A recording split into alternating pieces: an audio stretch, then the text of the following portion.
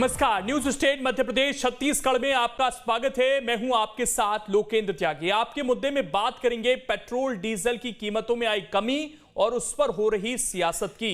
दरअसल केंद्र सरकार ने एक्साइज ड्यूटी में पेट्रोल पर 5 और डीजल पर 10 रुपए की कटौती की। साथ ही मध्य प्रदेश सरकार ने इस पर 4% वैट कम कर लोगों को और थोड़ी सी राहत बढ़ा दी। मध्य प्रदेश देश के उन राज्यों में है जहां पेट्रोल के दाम 120 के पार हो चुके थे। हालांकि अब सरकार इसे राहत बता रही है, तो वहीं विपक्ष इसे उपचुनाव में हार की वजह बता रहा है। ऐसे में सवाल बनता है कि पेट्रोल डीजल के दाम कम तो हुए, लेकिन अब इस पर सियासत क्यों हो रही है? क्या सरकार उपचुनाव के नतीजों से वाकई घबराई जिसकी वजह से फैसला हुआ? और सवाल यह भी कि वैट घटने से जो अर्थव्यवस्था पर मध्य प्रदेश की असर हो सकता है, उससे सरकार कैसे निपटेगी? क्योंकि एक अपील मुख्यमंत्री ने की कि आप बिजली अब संयम से उपयोग कीजिए, फिजूल खर्ची मत कीजिए, उससे सरकार का काफी पैसा बच जाएगा। तो इन्हीं तमाम सवालों पर आज होगी चर्चा, लेकिन उससे पहले आज की रिपोर्ट आप देखिए।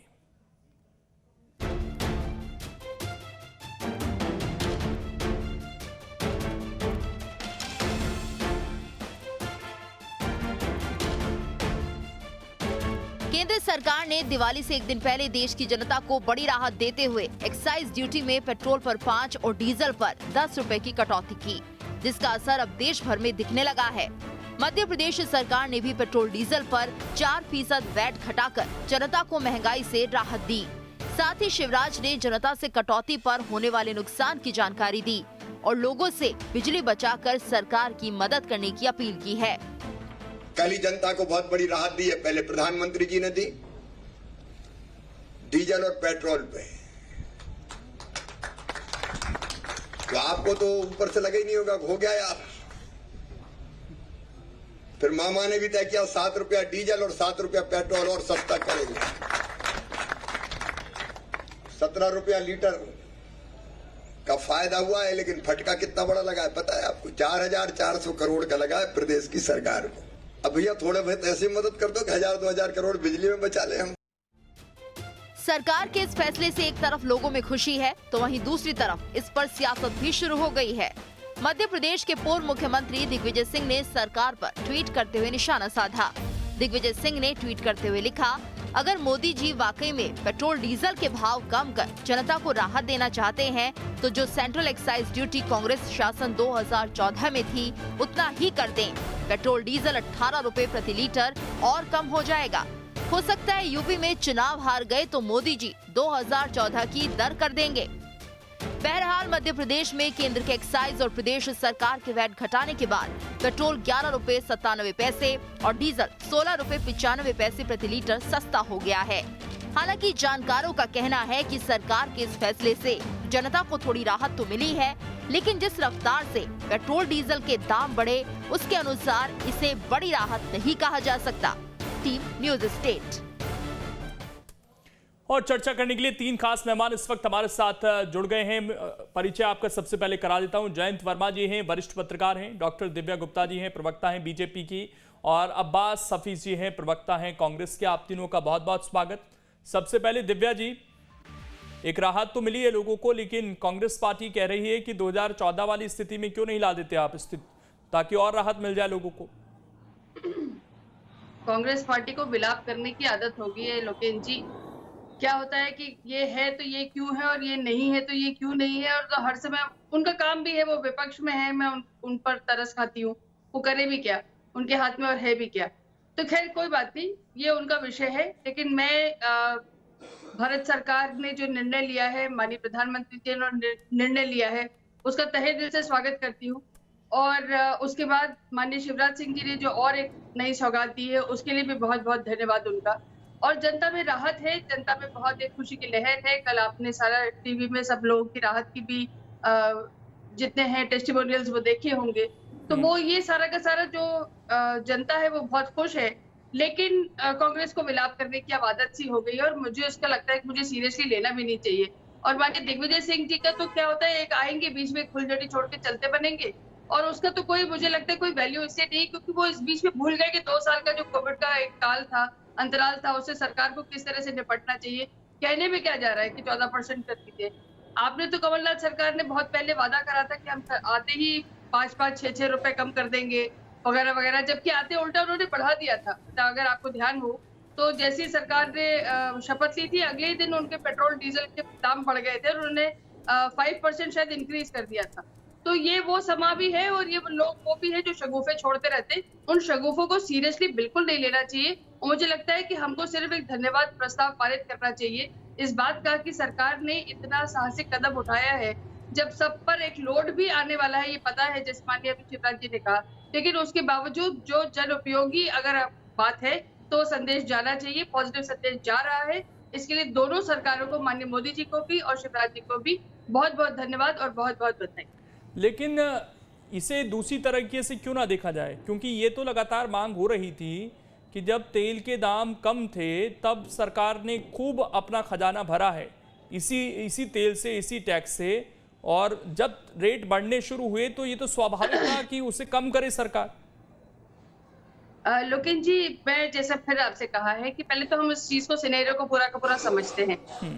जो अभी सारा 2 साल का सिनेरियो था, उस सारे सिनेरियो में पहली बात तो ये कि हमारे हाथ में जो ये सब सारा का सारा उथल पुथल हुआ है पूरे विश्व पटल पर, वो आपके हमारे किसी के भी हाथ में नहीं था। ऐतिहासिक जो गिरावट आई है सब तरफ इकोनॉमी की, वो किसी ने कभी सोची भी नहीं थी, अनप्रेसिडेंटेड थी। तो पहले तो एक वो बात, दूसरा सारी की सारी मिडिल ईस्ट की सारी सिचुएशन, तीसरा हमारे पेट्रो बॉन्ड्स, और अभी चौथी अगर मैं बात कहूँ तो एक्साइज ड्यूटी जो सेंट्रल गवर्नमेंट ने लगाई थी और फिर उसके बाद वैट जो स्टेट गवर्नमेंट ने लगाया था, ये 2 अलग अलग होते हैं। फिर उसके बाद सेस, तो हम ये 3 तरह की जो टैक्स दिए जा रहे हैं जिसमें हम जिसके कारण पेट्रोल के दाम बढ़े, उसको अगर कम करा है तो उसके बहुत सारे कारण ये हुए कि हमको एक्स्ट्रा ड्यूटीज लगानी पड़ी, क्योंकि इस संकट के समय में देश को बांधे रखना, खड़े रखना, उन गरीबों तक अनाज पहुंचाना, वैक्सीनेशन का बहुत बड़ा लोड था जिसको हमने पूरा करा है। तो ये बहुत सारे एक साथ हुए हुए कारण थे, जो अब कारण क्योंकि हमारे कंट्रोल में है, वैक्सीनेशन कंट्रोल में आ गया है, अब हम उसके लिए तैयार है, तीसरी वेव के लिए अब हम तैयार हैं, हमारी सुचारू अर्थव्यवस्था पटरी पर दौड़ने लगी है, तो इसलिए अब हम उस कंफर्टेबल सिचुएशन में है कि हम दाम घटा सके। तो ये एक सारा विषय था जिस विषय को लेकर भारत ने पहले दाम बढ़ाए सरकार ने, और फिर उसके बाद दाम घटाए। तो ये मैं फिर आपसे कहूंगी कि ऐतिहासिक कदम है, इस कदम का जितना स्वागत हो वो कम है, क्योंकि ये बहुत आवश्यक था। और तब हमारे डिबेट्स इस बात को लेकर होते थे कि बढ़ रहा है, बढ़ गया है, अब कहाँ जाएगा, क्या होगा, और आज कम हो गए। जितना घटा है ना मैम, दिक्कत ये है कि इतना ही पिछले 1 महीने में बढ़ा भी था, तो लोगों को इसलिए बहुत ज्यादा राहत लग नहीं रही। ये और मैंने आपको शायद पिछली डिबेट में भी कहा था कि थोड़ा सा संयम बरतिए, ये और कम होगा। ठीक है, और आपको फिर वादा कर रही हूँ कि ये फिर और कम होने वाला। ठीक है हफीज जी, अभी तो स्वागत करने का समय है सर, खुश होना चाहिए कि आप लोग जो मांग कर रहे थे, जिसको लेकर दबाव बना रहे थे, मीडिया भी दबाव बना रहा था, कुछ असर तो हुआ आखिरकार उसका? देखिए लोकेश जी, मुझे हंसी आती है कभी ऐसे पॉइंट ऐसी बातें तो व्हाट्सएप इंडस्ट्री की पढ़ के समझ जाता है और सारी बातें कर देते हैं। मेरी बहन दिव्या जी कहती है कि कमलनाथ सरकार ने आते ही 5 रुपया टैक्स बढ़ा दिया था या 5। सर थोड़ा सा ऑडियो में प्रॉब्लम आ रहा है, मैं हफीज जी आपके पास आता हूं। मैं तब तक जयंत वर्मा जी से एक सवाल ले लेता हूं। जयंत वर्मा जी, ये जो कमी हुई है, क्या वाकई कंफर्टेबल सिचुएशन में सरकार आई इसलिए हुई है, या जो कांग्रेस कहती है कि एक झटका लगा उपचुनाव में, बंगाल में, राजस्थान में, हिमाचल में, उसका असर है ये?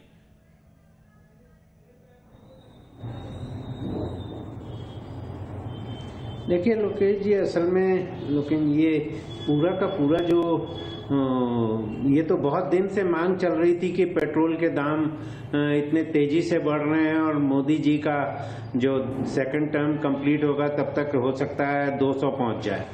तो ये तो था, पर सरकार उसमें कोई ध्यान नहीं दे रही थी। हाँ, ये जरूर है कि अभी जो उपचुनाव हुए हैं उसके जो रिजल्ट आए, वो रिजल्ट ने एक ट्रेंड बताया है कि महंगाई जो है, और महंगाई का सबसे बड़ा जो इंडिकेटर है वो ये है कि पेट्रोल के दाम बढ़ते हैं तो हर चीज के दाम बढ़ जाते हैं।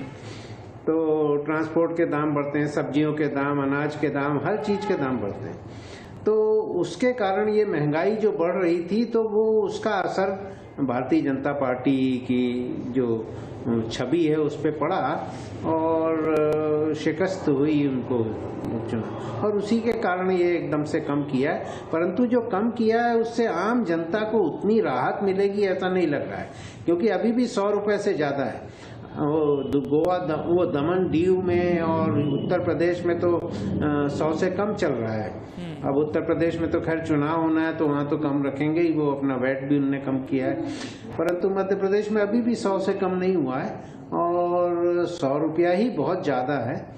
तो मुझे लगता है कि ये एक तो जो चुनाव का असर हुआ है, जो चुनाव का नतीजा आया है, वो उसके कारण सरकार ने ये काम किया है, परंतु इससे आम जनता के जो मूड है उस पर कोई खास असर नहीं आया है और महंगाई की जो मार उनको पड़ रही है वो तो अभी भी बहुत तेज है। ठीक है, अब्बास जी का ऑडियो ठीक हो गया। अब्बास जी अपनी बात रखिए।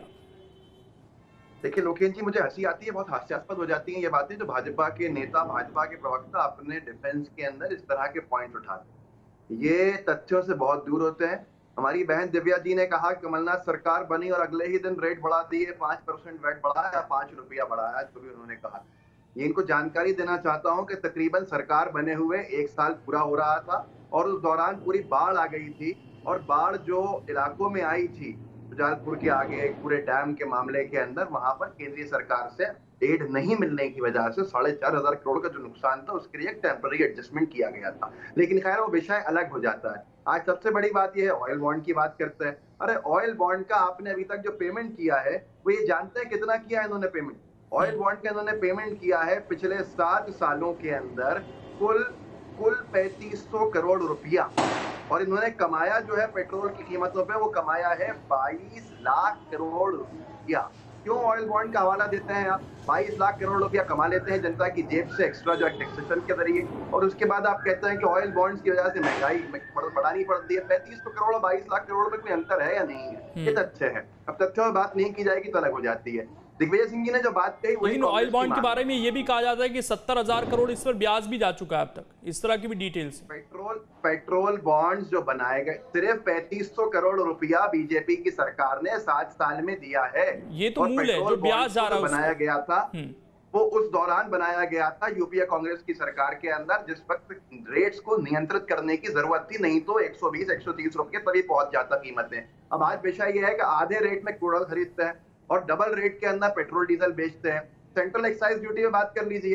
सेंट्रल एक्साइज ड्यूटी की अगर बात की जाएगी तो हमारे यूपीए सरकार के अंदर 18% भी नहीं, 16%, और इनके बीजेपी कार्यकाल में 37% है। भाई कैसे कम हो जाएंगे रेट? आपको अगर सही में जनता को राहत देनी है तो आप लेकर आइए ना excise duty, central excise duty 16% पे। आप क्यों 37%? लेकिन एक चीज अब्बास, इसमें लोग ये भी तर्क देते हैं कि क्या 2004 से 2014 तक पेट्रोल डीजल के रेट एक ही थे, या 2014 से फिर 2021 तक एक रह सकती है कोई चीज? ये भी तर्क दिया जाता है अंतरराष्ट्रीय। देखिए ये तर्क पे मैं जवाब दे देता हूँ। ये तर्क बिल्कुल ऐसा ही है। दिव्या जी ने कहा कि इन्होंने अगले ही दिन सरकार आते ही पेट्रोल डीजल के रेट बढ़ा दिए, ये तर्क भी ऐसा ही है। देखिए अंतरराष्ट्रीय बाजार में कच्चे तेल की कीमतें 2004 से 2014 तक बहुत ज्यादा बढ़ी हैं, कम कभी नहीं हुई हैं, कम कभी नहीं हुई, बढ़ती चली गई। पेट्रोल डीजल बढ़ता चला गया, मानना समझ में आता है। 2014 के बाद से गिरना शुरू हुई कीमतें, लेकिन हमारे देश में मोदी सरकार के आने की वजह से पेट्रोल डीजल की कीमतें आसमान छूने लगी। कच्चा तेल गिरते गिरते गिरते गिरते आधे पर आ गया बैरल के हिसाब से, आधी कीमत के ऊपर, जितना यूपीए कांग्रेस सरकार खरीद रही थी उसकी आधी कीमत पर। लेकिन रेट जो है पेट्रोल का बढ़ता गया। ऐसा कभी नहीं होता है लोकेश जी। आप अपने घर के अंदर अगर कोई चीज खरीदेंगे और उसको लेकर आएंगे और कोई दूसरा कहेगा आपसे कि साहब ये आगे दे दीजिए, तो आप उसको क्या दुगनी कीमत के ऊपर दे देंगे?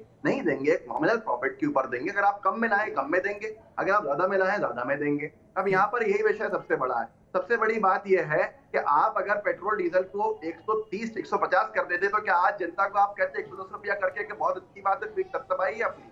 अरे जनता पीड़ित है, जनता परेशान है। साधारण सी बात है, आपने सेंट्रल एक्साइज ड्यूटी को बढ़ाई। अगर पेट्रोल डीजल महंगा मिल रहा था तो आपको सेंट्रल एक्साइज ड्यूटी उतने के अंदर ही बहुत ज्यादा पैसा मिल जाता। 16%, छोटी सी बात करके खत्म करूंगा अपनी बात। अगर पेट्रोल डीजल 100 रुपया का पड़ रहा था सरकार को, तो उसके अंदर एक्साइज ड्यूटी 16 रुपया लगाता अगर यूपीए सरकार होती। लेकिन मोदी सरकार उसके ऊपर 33 रुपया लगा रहा है। अगर ये लोग कम कर देंगे, अभी सेंट्रल एक्साइज ड्यूटी उस पर ला देंगे जो यूपीए कांग्रेस के कार्यकाल में, टैक्स का स्लैब ही तो है, कीमत तो है नहीं, पैसा तो है नहीं, टैक्स का स्लैब है, उस परसेंटेज पे ले आएंगे तो कीमत का रुपया और कम हो जाएंगे। ठीक, दिव्या जी जवाब देना चाहती है इसका। दिव्या जी बोलिए। ठीक है लोकेन जी, मैं अब्बास जी की कुछ थोड़े से पॉइंट्स का रिबटल इसलिए करना चाहूंगी कि एक बाढ़ के कारण इनको 5% बढ़ा देना पड़ गया, बाढ़ के कारण, है ना। और बाढ़ का बहाना बिल्कुल सही बहाना है, और उस बहाने के कारण आपने टैक्स बढ़ा दिया 5%। इतना बड़ा कोविड का 2 साल का कार्यकाल, जिसमें पूरी सरकारों को आपको सारे के सारे ऑक्सीजन प्लांट्स, सारे के सारे इंजेक्शन, सारे के सारे वैक्सीनेशन और न जाने क्या क्या अरेंजमेंट करने पड़े। और अगर सरकार ने उस समय अगर एक्साइज बढ़ाई और वैट बढ़ाया तो वो ये सारा का सारा जितना का काम था, ये सारा यहाँ से अगर पैसा निकल रहा था, तो आपको इस बात को लेकर तकलीफ हो रही है। आप एक बाढ़ का बहाना देके अपना 5% के टैक्स का आप जस्टिफिकेशन दे सकते हैं, और इतने बड़े कोविड कार्यकाल को लेकर आपके पास इतने सारे बहाने हैं आपके पास। तो ये थोड़ी सी बात कम से कम थोड़ा सा चिंतन करिए। और सर, मैं एक बात और बता दूं, आप जो उपचुनाव से इस बात को लेकर जो बहुत सारा हो रहा है, तो उपचुनाव का भी अगर हम थोड़ा सा विश्लेषण कर ले तो हिमाचल में जो मंडी की सीट का बार बार जिक्र हो रहा है, मंडी की सीट पे वीरभद्र सिंह जी की पत्नी खड़ी, जिनको सारा का सारा सिंपैथी वोट होने के कारण वो सीट गई है, उसके अलावा और कुछ नहीं हुआ। रही बात कलकत्ता की, रही बात वेस्ट बंगाल की, तो टीएमसी की सीट है, वो आप और हमको पता नहीं था। खैर एनीवे, पर हम उस विषय पे जा ही नहीं रहे, हम अब उस विषय पे जा नहीं रहे। मैं आपसे इतना निवेदन कर रही हूँ कि आपके पास वो डिबेट करने के लिए, अब्बास जी मुझे बोलने दीजिए, मैंने बहुत शक्ति से आप बोल कहाँ की बातें रही हैं? अरे आप विषय पे नहीं, मैं आपको नहीं, आप अभी जिक्र हुआ था कि उपचुनाव के कारण चले जाएंगे, नेपाल ने हमसे सर एक सेकंड पेट्रोल मिल रहा है, आप बोलने दीजिए। एक मिनट अब्बास जी प्लीज, अब्बास जी मैं आ रहा हूँ फिर आपके पास, आप जवाब दे अब्बास जी दे, ये कांग्रेस का पुराना तरीका है, ये कांग्रेस का पुराना तरीका है। जल्दी से अपनी बात समाप्त कीजिए आप, दिव्या जी प्लीज। लगातार बोलते रही। हाँ, सो मैं आपको जो सिर्फ कहना चाह रही हूँ वो ये कह रही हूँ कि उपचुनाव का जो अभी बहाना करा गया था कि उपचुनाव में हारने के कारण कब करा गया है, तो सर ये वो कारण नहीं, मैं सिर्फ ये बताना चाह रही थी। एक बात। दूसरी बात ये कि मैंने आपको फिर कहा कि एक्साइज और वैट और सेस 3 अलग अलग टैक्सेस होते हैं, जिन 3 टैक्सेस के स्लैब पर काम हुआ है। 3 अलग, सेस भी खत्म होने वाला है क्योंकि सेस लगाया गया था वैक्सीनेशन और कोविड के कारण। वो भी बहुत जल्दी जब कंट्रोल में आ जाएगा, हम 100% जब वैक्सीनेशन अचीव कर लेंगे, तो सेस भी जब कम हो जाएगा। वैट ऑलरेडी कम हुआ है, 4% कम होना कोई कम नहीं होता है, और 5 और 10 रुपए कम होना कोई कम नहीं होता है। मैंने आपसे फिर कहा है कि फिर ये और कम होगा, लेकिन इसको चुनावी रणनीति, चुनाव के कारण जोड़ना बिल्कुल गलत है, सरासर गलत है। चलिए, केंद्र की बात तो आपने दिव्या जी बता दी, लेकिन मैं एमपी की स्थिति जरा जानना चाहता हूं, क्योंकि आज शिवराज सिंह चौहान ने जो बयान दिया उन्होंने, दिव्या जी बहुत हास्यास्पद है। हाँ, दिव्या जी, जो मुख्यमंत्री ने बयान दिया, उन्होंने कहा कि कहना तो आसान है लेकिन बड़ा झटका सरकार को लगा है। जो घाटा हो रहा है उसका जिक्र भी उन्होंने किया। तो अगर ये घाटा होगा, और वैसे ही प्रदेश सरकारों की हालत बहुत अच्छी है नहीं, उनका जो फाइनेंशियल स्थिति है वो सबके सामने है, कर्जे ले लेकर सरकारें चल रही हैं, तो इसके आगे का रास्ता क्या है फिर? क्या पेट्रोल डीजल पर ही निर्भर हो गई है सरकारें अब पूरी तरीके से? नहीं, देखिए, सरकार के अर्निंग मॉड्यूल्स जो होते हैं वो अर्निंग मॉड्यूल्स तो है ही, ये तो हम जानते हैं कि सरकार के लिए पेट्रोल और डीजल एक अर्निंग मॉड्यूल है। नहीं तो कहाँ से आएगा पैसा? किस तरह से सरकारें चलेगी? इंफ्रास्ट्रक्चर किस तरह से तैयार होगा? जो पूरे देश का इंफ्रास्ट्रक्चर है वो कहीं ना कहीं से तो आपको पैसा लेना होगा ना, तभी तो आप उसको, देश को आगे लेकर जाएंगे, बढ़ाएंगे। तो आपको कहीं ना कहीं जिसे कहना चाहिए कि हम रोटेशन करते हैं उस पैसे का, तो उस पैसे का यदि रोटेशन करना भी होगा तो ये एक बहुत बड़ा एक अर्निंग मॉड्यूल होता है सरकार का।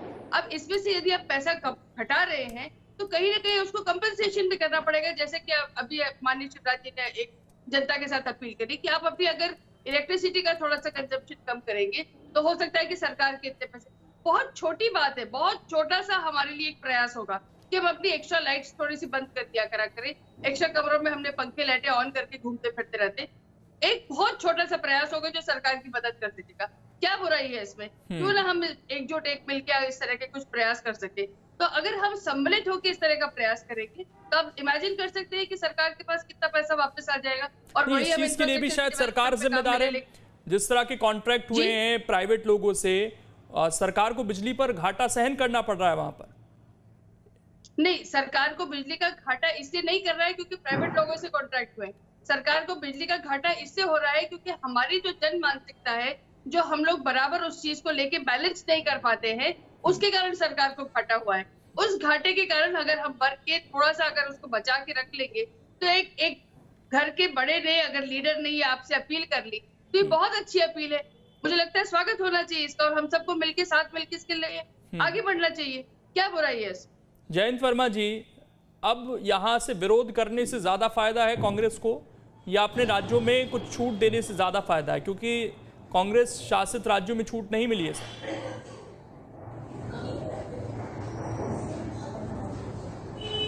जी वही संकीर्ण हाँ, ये बात तो जरूर है कि जैसे उत्तर प्रदेश में भारतीय जनता पार्टी की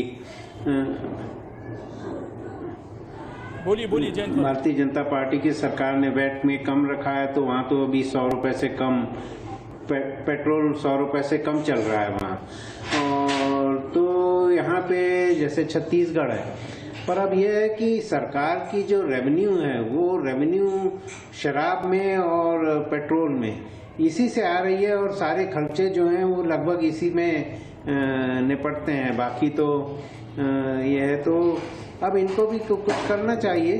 और क्योंकि अभी लॉकडाउन के चलते और जो पूरा 2 साल का पेंडेमिक रहा है, इसके कारण बाकी जितने टैक्सेस हैं वो तो मार्केट एकदम कोलैप्स कर गया है, अनएम्प्लॉयमेंट काफ़ी ज़्यादा है, और उस सब के चलते सरकार को रेवेन्यू के जो सोर्सेस हैं वो काफ़ी कम हो गए थे।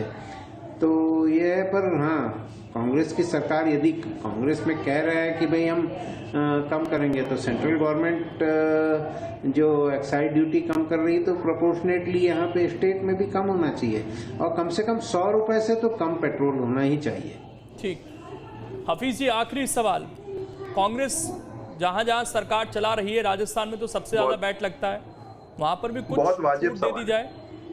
बहुत वाजिब सवाल है आपका। गहलोत जी ने खुद इसके ऊपर टिप्पणी भी की है। देखिए, टेक्निकल इशू और टेक्निकल पॉइंट को मैं समझाने के लिए 5-50 सेकंड आपसे मांगता हूँ। सबसे बढ़िया विषय यह है कि अगर 2014 की आप एक्साइज ड्यूटी और सेंट्रल टैक्स के अंदर अंतर देखें, तो 16% हुआ करती थी केंद्रीय सरकार का टैक्सेशन एक्साइज, और प्रदेशों का, राज्यों का 18% के आसपास था। राज्यों का बढ़ के 18 से 23% तक आया है, इससे ज्यादा नहीं आया, कहीं 25% आया है। लेकिन प्रोपोर्शन की जो बात कर रहा है माननीय वरिष्ठ पत्रकार महोदय, वो दुगने से ज्यादा हो गया है केंद्रीय सरकार का। अब यहाँ पर नतमस्तक होना मजबूरी है। स्टेट को लॉस कराने के लिए तैयार खड़े हैं शिवराज जी को कि मोदी सरकार का फरमान है, उनको पूरा करना है। मोदी सरकार अपना कट नहीं छोड़ रही है। अगर मोदी सरकार एक्साइज में छूट देगी तो जाहिर सी बात है अपने आप नीचे आएंगे। मैं इस डिबेट में शुरू से कह रहा हूं कि ये नाकामी केंद्र में बैठी मोदी सरकार की है, ना कि राज्य सरकारों की। राज्य की सरकारें तो मजबूर हो जाती हैं, और राज्य की सरकारों ने इतना अपना कर बढ़ाया भी नहीं है जितना सेंट्रल एक्साइज ड्यूटी बढ़ी है। इस पॉइंट को आप देखेंगे आने वाले समय के अंदर, सेंट्रल एक्साइज ड्यूटी को कम करने की मांग देश भर में उठेगी। दुगना कर दिया, मोदी सरकार नाकाम हुई तो उसके लिए हम भुगतान करें। 22 लाख करोड़ रुपया वसूलेगी सरकार हमारी जेब से, केंद्र में बैठी मोदी सरकार। मैं आखिरी कमेंट ले लेता हूं, उस पर समय नहीं है सर, आपका पॉइंट आ गया। दिव्या जी, आखिरी कमेंट आपका। अब्बास जी से सिर्फ इतना पूछना चाहूंगी, हाँ या ना, कांग्रेस शासित सरकारें पैसा कम करेंगी, वैट अपना छोड़ेंगी या नहीं छोड़ेगी? हाँ या ना का जवाब दीजिए। तब आपके लिए आम आदमी कहा जाता है, तब आपकी संकीर्ण मानसिकता वैट हटाने के लिए मजबूर नहीं होती, तब आपको नहीं समझ में आता है। सर अब्बास जी, मुझे बोलने दीजिए। चलिए, समय मेरे पास इतना ही है। शुक्रिया आप सभी का जुड़ने के लिए। समय नहीं है, माफी के साथ मैं आपको रोक रहा हूं। शुक्रिया। कुछ राहत मिली है, लेकिन कुछ और राहत की मांग अभी कांग्रेस पार्टी कर रही है। बीजेपी प्रवक्ता भरोसा दिला रही है कि कुछ और राहत मिलेगी। देखना है कब तक मिलती है। फिलहाल छोटा सा ब्रेक, जल्द वापस लौटेंगे।